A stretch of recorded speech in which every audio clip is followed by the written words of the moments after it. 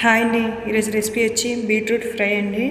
చాలా బాగుంటుందండి. మట్టి వాసనలా అనుకుంటారు కానీ అలా ఏం ఉండదండి. నేను చేసినట్లు ఒకసారి మీరు చేయండి, చాలా బాగా వస్తుందండి. ఒకవేళ నచ్చినట్లయితే లైక్ చేయండి. ఓకే, రెసిపీలోకి వెళ్ళిపోదామండి. నేను 3 ఆనియన్స్ కట్ చేసి పెట్టుకున్నానండి.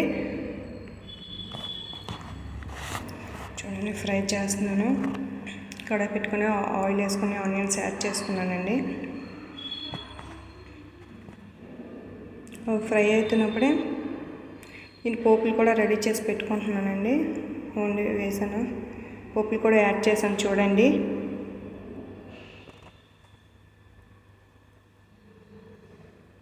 పోపులు మంచిగా ఫ్రై అయిపోవాలండి. బీట్రూట్ చాలా హెల్త్కి మంచిదండి. బ్లడ్ ఇంక్రీజ్ అవుతుందండి. నెక్స్ట్ స్కిన్ కూడా గ్రో అవుతుందండి.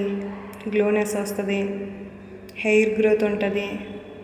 హార్ట్ డిసీజెస్ ఏం రావండి. పిల్లలకు కూడా చాలా హెల్తీ అండి. వీలైనంత సన్నగా బీట్రూట్ ముక్కలు కట్ చేసుకోండి. నేను చాలా సన్నగా కట్ చేసుకున్నాను. చూడండి, చిన్నగా కట్ చేసుకుంటే వేగంగా ఫ్రై అయిపోతాయండి. ఇవి వాటర్ ఏం యాడ్ చేయాల్సిన అవసరం లేదండి. నేను చాలా ఎక్కువ క్వాంటిటీలో తీసుకున్నాను. ఆ ఫ్రై అయ్యేటప్పుడు మాత్రం చాలా తక్కువ క్వాంటిటీ అయిపోయాయండి. చాలా తక్కువ కర్రీ అవుతుందండి. ఎక్కువే కట్ చేసుకొని చేసుకున్నప్పుడు నేను మామూలు ఫ్రై చేసి మూత పెట్టేశానండి. చూడండి, చూపిస్తున్నాను.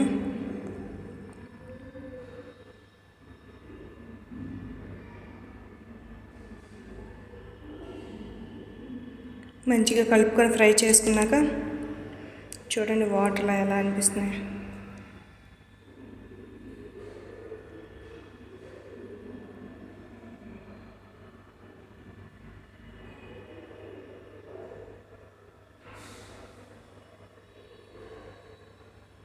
సాల్ట్ యాడ్ చేసుకుంటున్నానండి. టేస్ట్ తగ్గట్టు యాడ్ చేసుకోండి. పసుపు,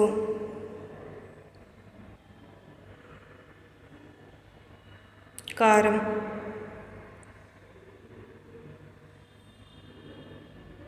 యాడ్ చేసుకున్నానని నేను కలుపుకుంటున్నాను మొత్తం కలిసేటట్లు.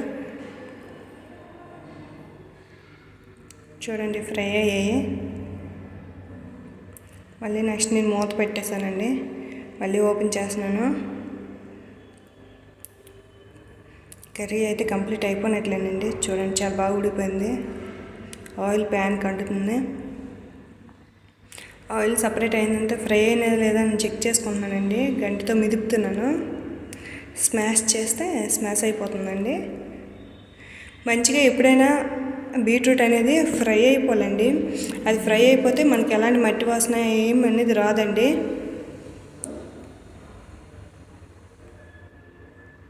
ఎప్పుడైనా మనం ఫ్రై చేసుకునే విధానంలోనే ఉంటుందండి.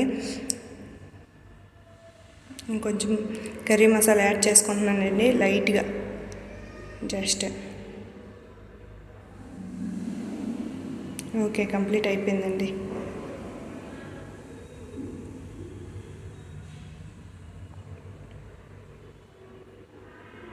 వీక్లీ 1 టైం అయినా ఈ బీట్రూట్ కర్రీ తినడానికి ట్రై చేయండి.